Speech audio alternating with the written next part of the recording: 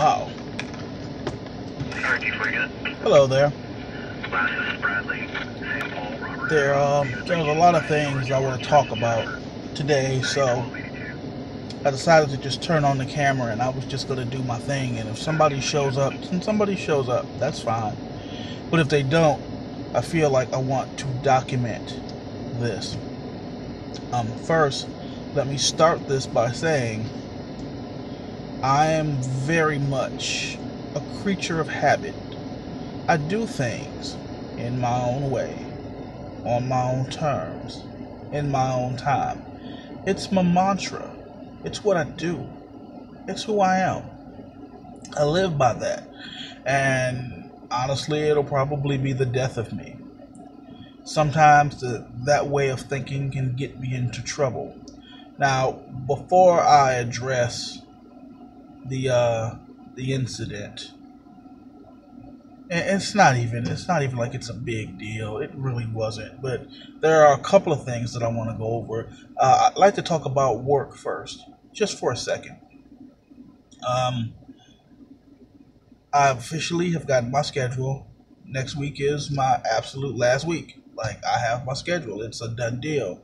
If they have something for us, they don't know what it is yet.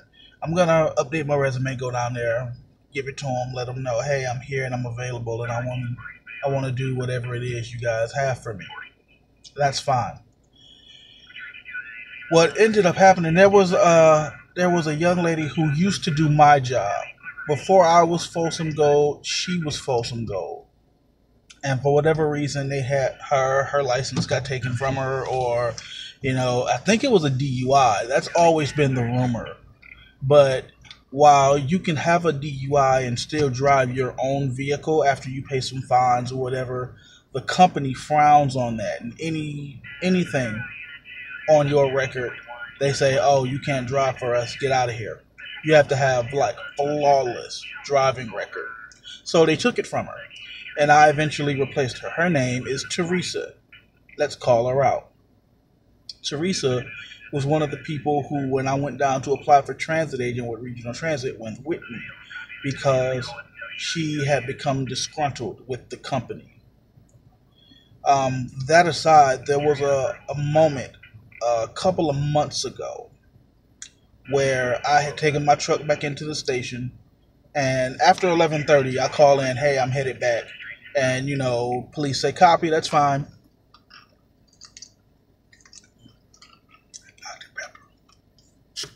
And I do all my necessary paperwork, and I log in my mileage from my truck, and I head home.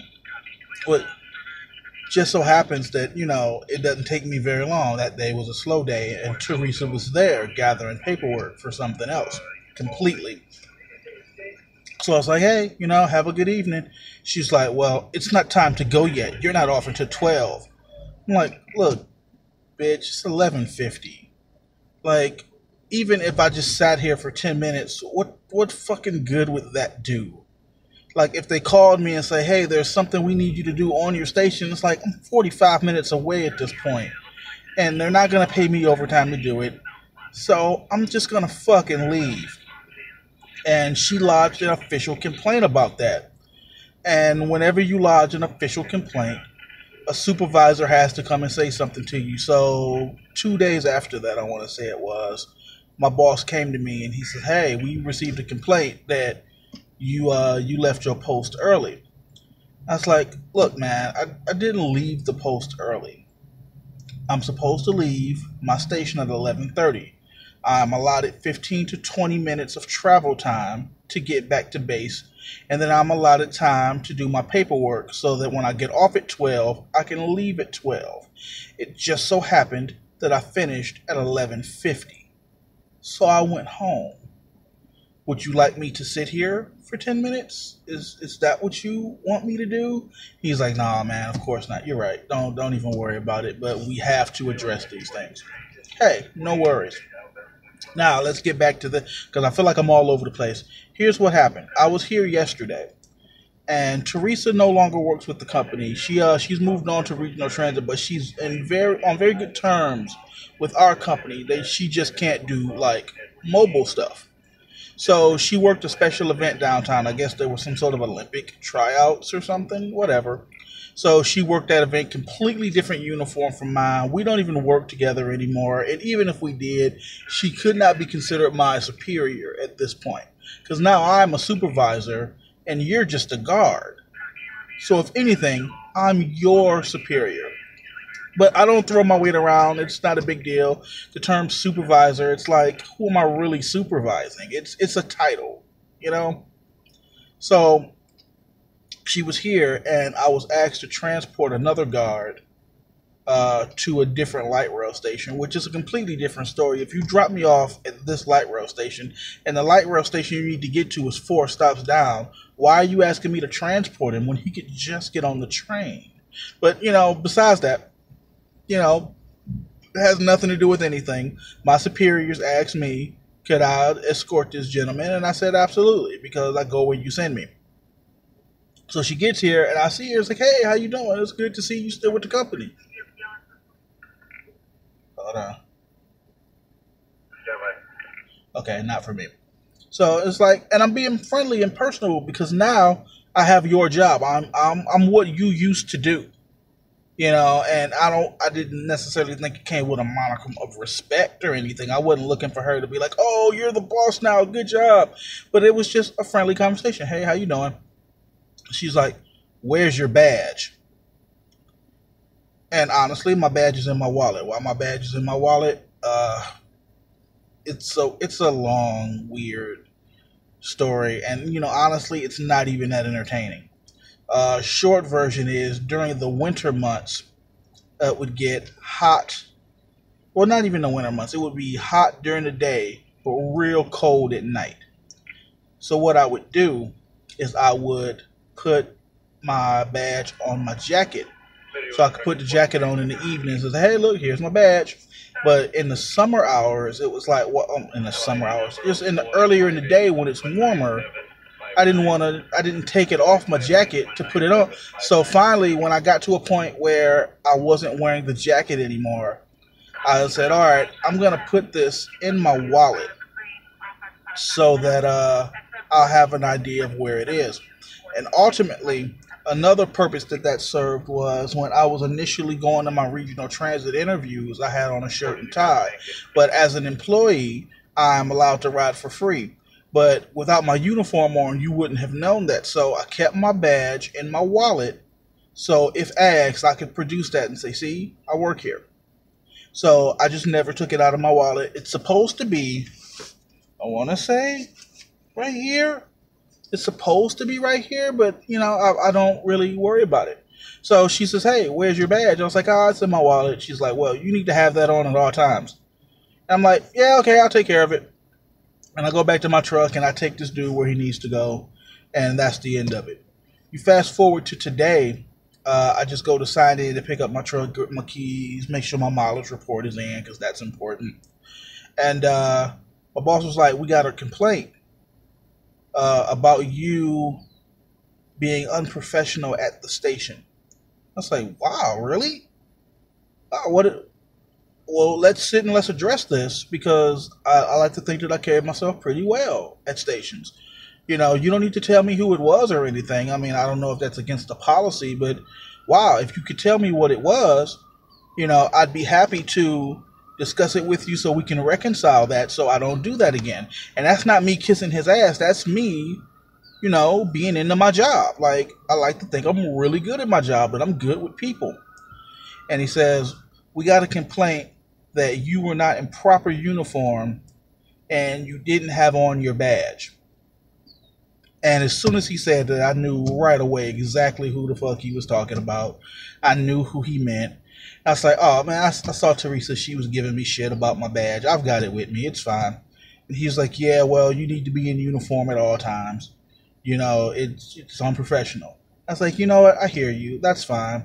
But this is the same guy. I've not had my badge for months. Like, I challenge you to go through these videos and see when is the last time you saw a badge on my shirt. Like, I have it, I keep it with me, I don't wear it.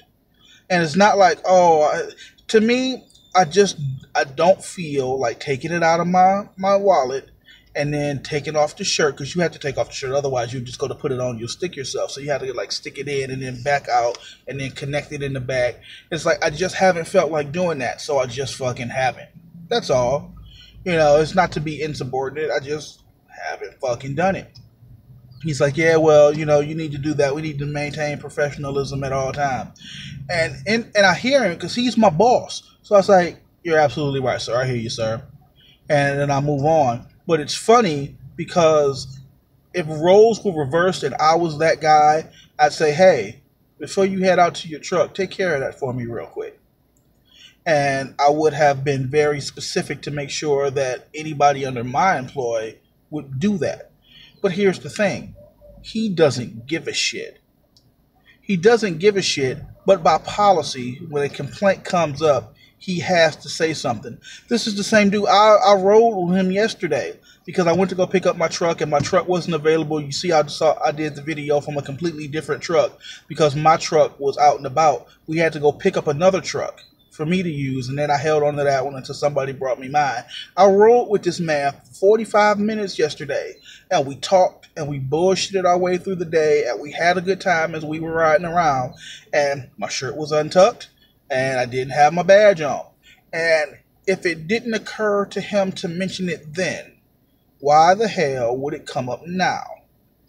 And the reason that it came up is because he received a complaint. Because in this company, no news is good news. Everything's fine until a complaint comes up. I'm going to do that thing where we drive around. My air is being weird. So, because there was a complaint, he had to speak up and say something. I get that. That's fine. But let's also understand that not having this here, doesn't impact me being able to do my job or not. I do my job, and I do my job well. Everybody here knows I do my job well. I'm really fucking good at it, And it's not just, I'm really good at sitting around. That's not what I'm talking about. When I say I'm good at my job, I'm good at walking up to people and dealing with their situations in a very humane and professional manner. Like, if there's a guy who's down and out of the station, I don't go up to him, hey, you fucking bum, get the fuck out of here. I'm just, hey, man, are you okay? Is everything all right? And I go through the motions. It's like, what can I do to help you, sir? I'm sorry that, you're feeling a little down or whatever, but I can't have you laying at the station. I apologize. I'm going to have to ask you to leave. I'm usually really polite. And then if they try to get snooty about it, then we get into gangster shit. But that's rare. I rarely have to get into gangster shit. And I do my job to a T. I'm really fucking good at this.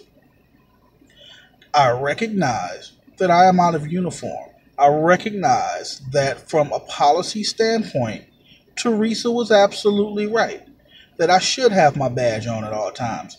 I realize from a company standpoint that my boss was absolutely right. By policy, he has to mention it to me, and I should have my badge on at all times. Here's the fun part. I know this company doesn't give a shit, and if you don't count today, there are only 4 days left on this contract. Now, that being said, let's say I was completely insubordinate. Like, if I had done something just so horrible, like I hit somebody at the station, you would have no choice but to let me go, right? But for little things like, where's my badge? Or you left at 11:28 instead of 11:30 to head back. These things are insignificant in the grand scheme of things. It's like, what are you going to do? Pull me off this contract? Like, what are you going to do? Remove me and then put me at a station for the rest of this contract? It's like, you need me here. I know my worth, and I'm needed here. I'm not saying that excludes me from the rules. Not at all. I follow the rules. I do. Like, I do the mile sheets. Always. I follow policy when I'm out there on the stations. Always. I'm fairly impersonable. Always. I respond to my radio. It's on at all times. Always. I always answer within 2 seconds of them calling me because that's what the policy dictates. Those are important policies. What's not important? My badge not being here. I've dealt with many a people many a time on many a trains without my badge on and handled it professionally and dealt with it. I've worked with police closely and not had my badge on, and it has not been an issue. No customer is going to complain. No regular dude riding on the train is going to be like, man, that guy was really nice, but I don't think he had a badge on. It's bullshit. It's complete bullshit. Like, it was the kind of thing that just didn't matter, but he had to mention it. And he mentioned it in passing, and then he went about his business, and my appearance didn't change not one bit as I headed out to the truck. We had to exchange paperwork. I sat there with him for a few minutes, and we went over paperwork together to make sure that everything was everything. And not one more mention of the fact, oh, and also make sure you put on your badge. Hey, do that before you go. That's important. He was just like, yeah, I got to complain, wear your badge. And that was the end of it, because now his contractual obligation to mention it to me is finished. And that was the end of that. And it pissed me off, because here's a person who don't even work here no more.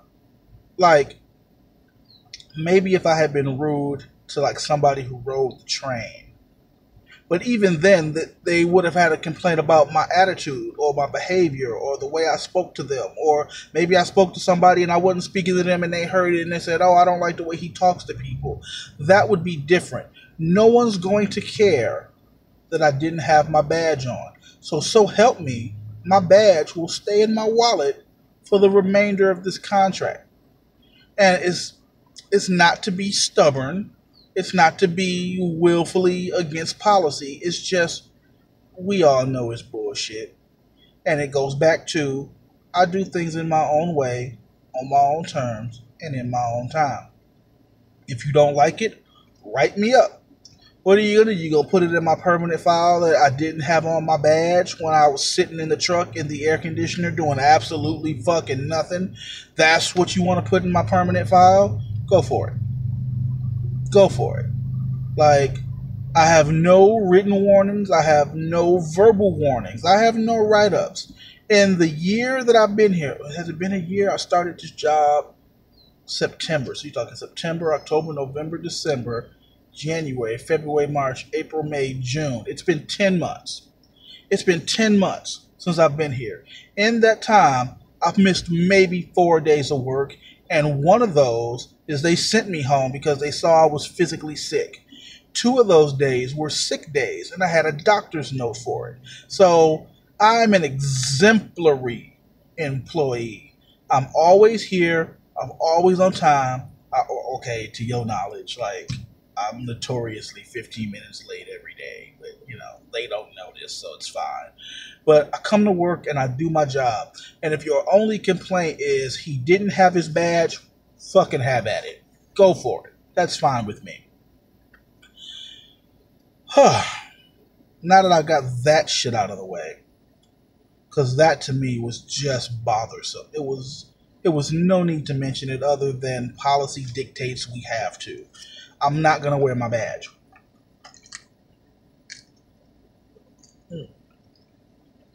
I'm not going to wear my badge, not out of defiance. I just don't feel like taking it out of my wallet and putting it on when I know I'm going to have to take it off in 4 days. Why? Now, let's move on, because there are other things to discuss. Asia was supposed to go out of town with her family. I'm not even going to get into the particulars on why she didn't go. And my hair is being weird again. All right, let's circle the parking lot. I don't know what that is. I think it might be engine troubles, really. But it's not like they're going to take it in for a full diagnostic and I'm only going to have the truck for another 4 days. They don't care enough. It's like, this truck will be out of service in a minute, and that'll be the end of it. I'm going to miss my baby. I done had some good times with this truck. We go take care of business. But let's address this thing. Asia was supposed to go out of town with her family. They were gonna go see Micah's college, and they were gonna go to Disney World, and they really wanted her to go. I'm not gonna touch on the particulars. I'm not gonna discuss, because you were here. Like, all the videos are here and well documented. No need to go into how Asia got to not go, but Asia didn't go. But the rest of the family still went. Her mama, her younger brother, and her younger sister, who's on her way to college. So they all still went, and they had a good time. Her family took pictures from Disneyland, and I guess her mom's got a thing for Buzz Lightyear. Like, not a thing, not like, oh, Buzz Lightyear, oh, Buzz Lightyear. But, she likes Buzz Lightyear. So she was very She was very happy to have gotten to take a picture with Buzz Lightyear. And that's fine. And, she's happy and smiling, and he's happy and smiling, and they're hugged up. And it's like, oh, that's really cute. So I hit like on Facebook, or I might even hit love. You gotta hold down like, you get a whole bunch of other shit. I might have hit love on it. And I left the comment, is that a snake in his boot, or is he happy to see you? Now, any Toy Story fan would tell you there's a snake in my boot is a reference to the very first Toy Story. There's a snake in my boot, and you know me, in my own way, on my own terms, in my own time. I thought the shit was funny. So I left a comment, and I didn't think anything else of it. Really, truly didn't. Like, it wasn't like, oh man, should I leave this? Should I not leave this? I wonder what I should do. I just left it, and I moved on with my day. Now, for those of you who have Facebook, you know that when you comment on somebody's stuff, when other people comment, Facebook automatically decides that you want to know what friends of your friends had to say. I personally don't, but you get those. So I noticed that I had gotten a couple of notifications because I hit like on something that she had posted, and I was like, oh, let me go see what these are, because I thought I recognized the name or something. I don't know what possessed me to go look, only to discover that her mother had deleted the comment that I made. And that's not the first time she's deleted a comment that I've left on her page, and I don't think anything of it. I don't get offended by it at all. I'll put something on her page. She would rather it not be there, so she removed it. To me, the situation had resolved itself, and it was done.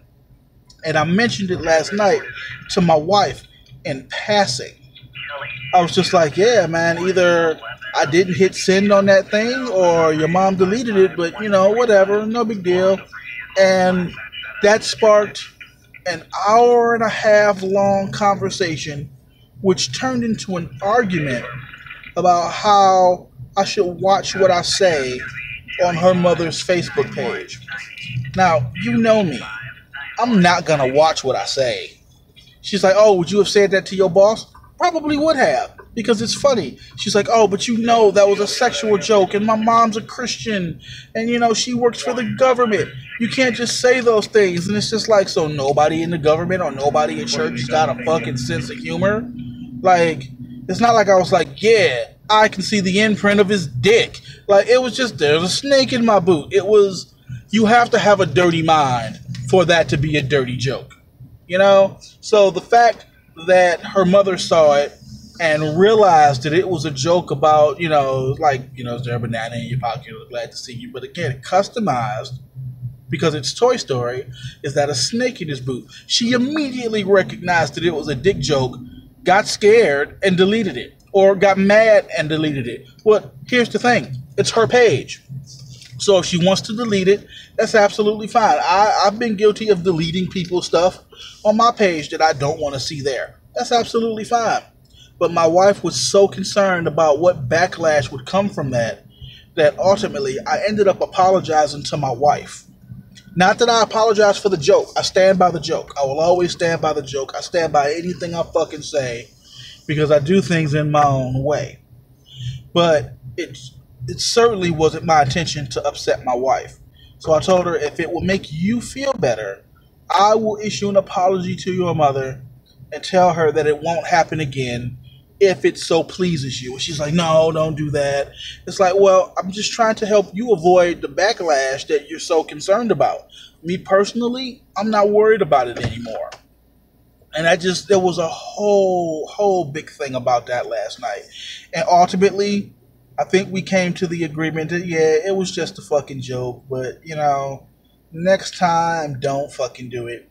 And honestly, I can't even say that I agree with that, because if she posts something again and something funny comes to mind, it's not like I sit down and really think about these things. It's not like, what would be an appropriate response? I see something, go, ha ha ha, that was funny, and I type it in my phone and I move on. That's it. So I think, honestly, I'm just going to refrain from commenting on her mom's shit at all, just to preserve the peace. Like, I still do things in my own way, but just to preserve the peace, we're still friends on Facebook, but I think I'm going to unfollow her so that her stuff don't show up in my news feed. That way, if I want to see what her mom's talking about, I would have to go to her page directly, and then I can hit like a couple of times and be done with it and not have to worry about offending somebody's delicate sensibilities, Now that we've gotten that out of the way, here's what I really want to talk about. Here's what I really want to talk about. Suddenly my face looks so much smaller. Wow. That's so weird. Glasses really do something for my face. So, typically, my wife and I, when it's time to watch something or do something, I'll say, hey, honey, what would you like to do? And she'll go, oh, it doesn't matter, honey, whatever you want to do. So then I'll turn on something, not purposely, that I think she doesn't want to do, but I'll just turn on something that I want to do. And she'll never say anything, but I can tell she's a little bored by it. Or I can tell she'd rather be watching something else. For example, the other day I was in the living room watching One Punch Man. It was my off day. So I'm checking out this anime that my son turned me on to, and I'm like 3 episodes in and I'm loving it. And she was like, hey, I'm just going to go play games in the room. And I was like, okay, that's fine. And she did a whole video talking about how, I was playing One Punch Man and she felt ignored. And I saw that and I felt bad. You see, my wife is always big on giving me what I want. And honestly, it comes off a lot like the black chick from Coming to America. She's like, whatever you like. Well, what do you like? I like whatever you like. And it's like, that sounds good. Like, any man would love that. You mean I have free reign to do whatever the fuck I want, do whatever I want, eat whatever I want, watch whatever I want, and you'll sit in silence and just do it? And it's like, that sounds good, but that's not what I want from my wife. It's just, I want to make sure that my wife is also enjoying the things that she wants to enjoy. And I don't want to say we argued, but we really got into it last night about, okay, I want you to do the things that make you happy. She's like, oh, well, making you happy makes me happy. It's like, and that's fine, because me making you happy makes you happy too. But, there are still things that I like. I want to experience the things that you like. Like, for as much as my wife and I are alike, we are still very different. Like, I'm not a period piece kind of guy, but my wife loves anything. It's like from the 1800s and thou and what is the meaning of this? She loves all of that shit, like Henry VIII, and so she'll watch a lot of period pieces.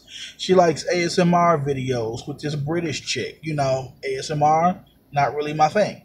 But, she's got music that she's into that I don't necessarily, subscribe to. And, she likes documentaries. And it's not that I hate period pieces. It's just not my first choice. It's not that I hate her music. It's just not my first choice. It's not that I don't like documentaries. It's like, some of them are okay. It's just not my first choice. So when I'm sitting in front of the TV and we're debating on what we're going to watch, and I turn to my wife and I say, hey, honey, What would you like to watch? That's me trying to open the door and say, I'm interested in doing something that you would like to do tonight. Let's find something that you're interested in and let me experience that with you. And she wasn't getting it. She's never, I mean, for years, she's just never gotten that. Like, she just wants to make me happy, but I just want to make her happy too. And I want to experience the things that she's into. And she keeps it from me out of the fear that I'm going to mock and ridicule it. Or I'll look at her differently, or I'll have negative things to say. And look, I'm an asshole, and I'm going to have negative things to say about almost anything. But I want to experience things that my wife likes. Like, the way I explained it to her was like, imagine standing in a hallway, and it's just one hallway straight down, and on either side there are doors. Some of the doors have my name on them. Some of the doors have her name on them.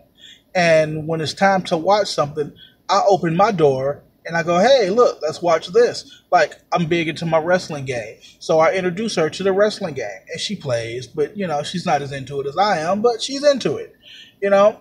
I like Doctor Who. So I open that door. Let's do this. And she's into it, but just not the way I am. Star Trek, that's a big one for me. Wrestling, that's a big thing for me. I want you to experience these things with me because these are things that mean something to me. And I want to share them with the person who means the most to me. But when it comes to Asia's doors, they're all locked. They're all locked from the outside, and there's just no getting in. And I want to be able to experience things with my wife that means something to her. Not just means something to me, means something to her. So last night, after a 2-hour-long argument, and again, when I say a 2-hour-long argument, that's after the whole Woody, there's a snake in my boot thing. Like, after we dealt with that, we dealt with this. And ultimately, I got her to kind of break those walls down. And she's like, oh, okay, I see what you're talking about. I get it. And we sat down and we watched a show that she's finished it already. But I watched it with her and I engaged her in it. And I know the whole time she felt like I was being judgmental. Like the whole time she was concerned that I was going to have negative things to say. And she probably was also just as concerned about the idea that the whole time I'm watching this, that I would only have positive things to say, but it would be like in a condescending kind of tone, like, oh yeah, oh, I get it, she's doing this. So anytime I opened my mouth, I had to be concerned about how she's going to take what I'm saying. And that's, oh my God, that is so bothersome. It's hard to get comfortable when it's like that because I don't want her to, I'm not being condescending. I'm going to give you my honest opinion. But if you want my honest opinion, be prepared for I might not like it, But just because I might not like it doesn't mean don't open up to me and don't share it with me. Like, you keep parts of yourself away from me out of fear of ridicule, and I don't like that. So I end up watching the show. Is it my favorite show? No. Is it going to go in my rotation? Do I have to binge watch the whole season to catch up? No. But if it's on, I would prefer it be on in chronological order so that I can get a full understanding of what's happening. Because it literally just drops you into a world where this shit's already happening. And there are expressions and terms, and they're making references to other things that make no sense to me. But it's the first episode. It's the sort of thing you have to pay very strict attention to. And I found myself involved in the characters. I was interested. I felt like they focused on the main character a bit too much. I would like to have seen more from other people, but I'm sure that as the season goes on, that'll be a thing. But in the moment, it just kind of felt like, yeah, we're just following this white girl around. Whatever. But I enjoyed it for what it was, and I'm curious to see more. And I would like I would like to see how this turns out. I really would. And I think, I don't want to say that amazed her, but I know she was very concerned about how I was going to feel about things. I don't know what's going on with my head. It also, I think it has something to do with gas. Like, when I have got a full tank of gas, this is not an issue. So maybe I'll go and get gas. Like, I'm down to like less than half a tank. That might help me. So last night, my wife and I opened doors, which again is the title of this video, Opening Doors. We were able to really get into the heart of things with each other. And it's like a couple of months ago when Beauty and the Beast first came out, she was like, hey, I'd really like to go see Beauty and the Beast.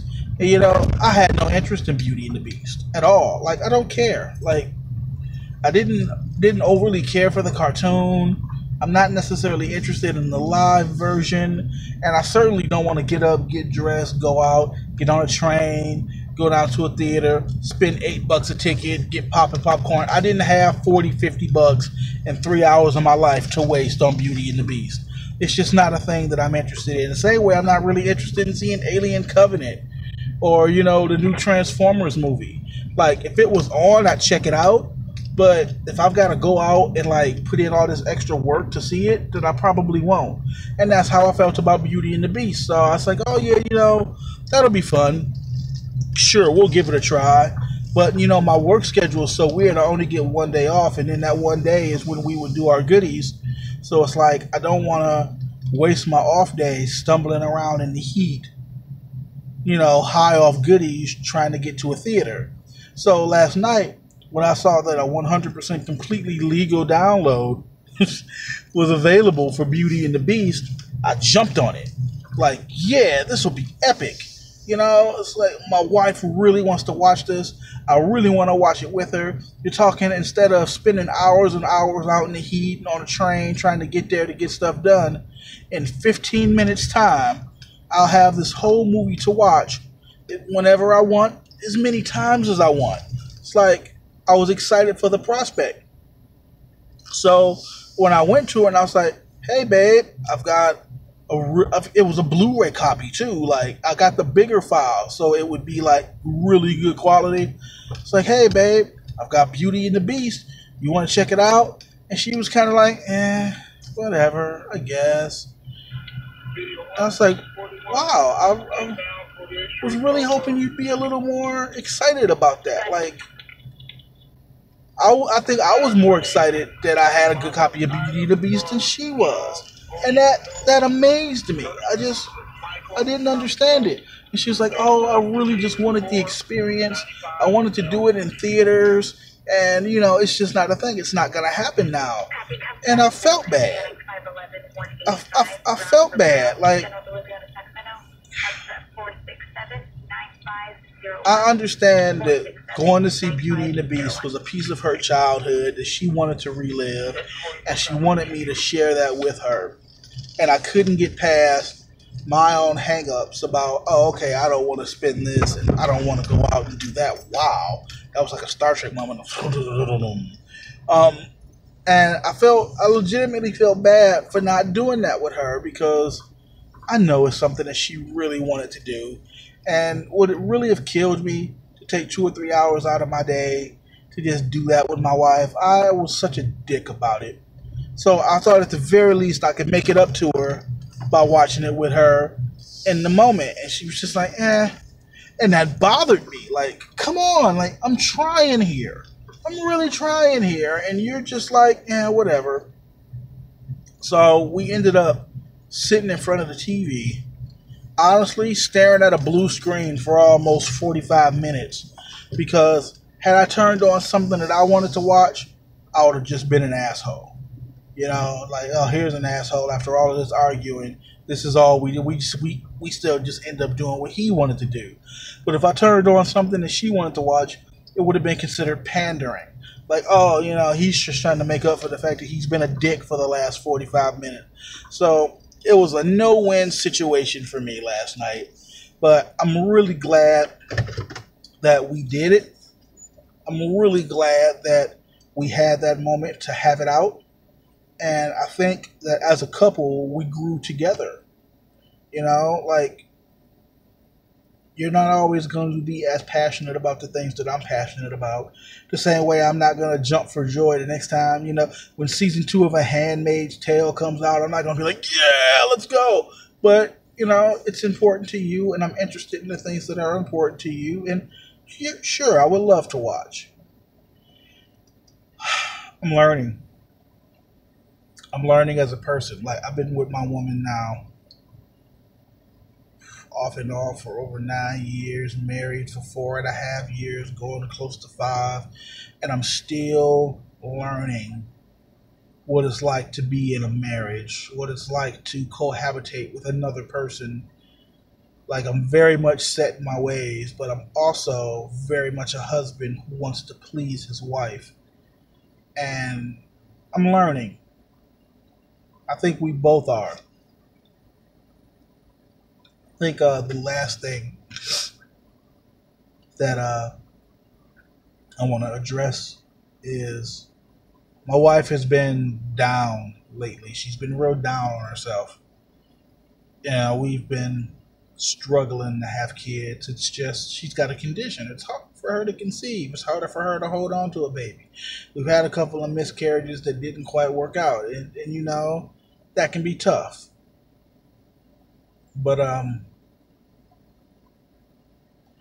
it's been getting her down. She just feels like she can't do anything right. And I don't like that feeling from her. Like, I want very much to have kids. I do. I want to do that again. I want to have a daughter. Oh my God, I want to have a daughter. But it's just harder for us.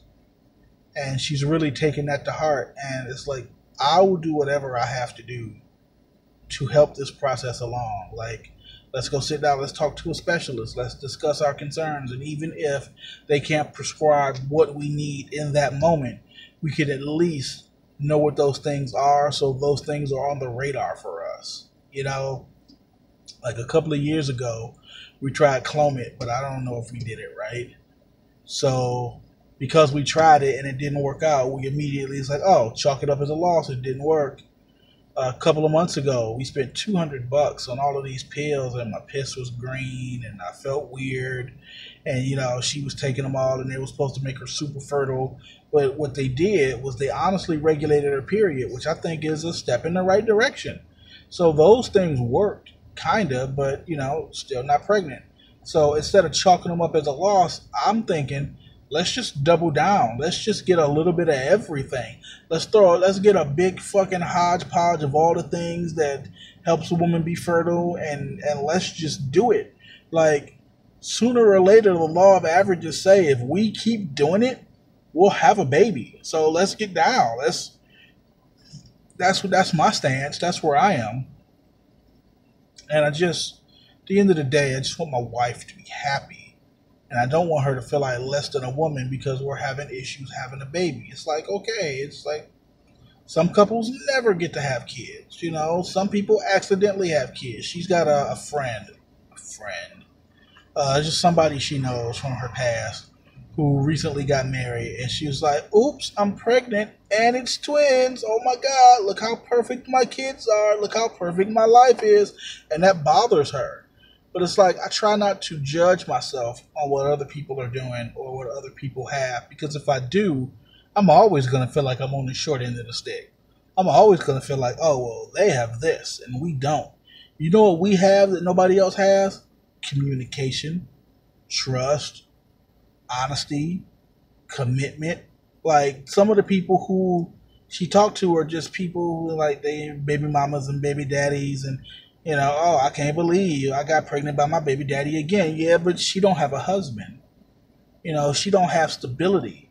Like, she's got a friend who just recently moved into her own apartment, but she's been married for like 2 years and they were living with her mom. It's like, you can't compare us to them no more than they can compare to us because we have things that they don't. They have things that we don't. But you can't just decide. You can't pick and choose the great things in someone's life and say, I want those, but you don't know what the bad things are. You know, so that's where I stand. I'm very happy in my marriage, in my relationship, in my life. Like I'm very happy here, but I do want kids. That's a thing. I would really love to have a baby. I'd love to have several babies with this woman. Just man, the joy we would get from having babies together. Wow. So I think that's pretty much the extent of all the things I wanted to discuss today. Like, wow, this has gone on for 45 minutes.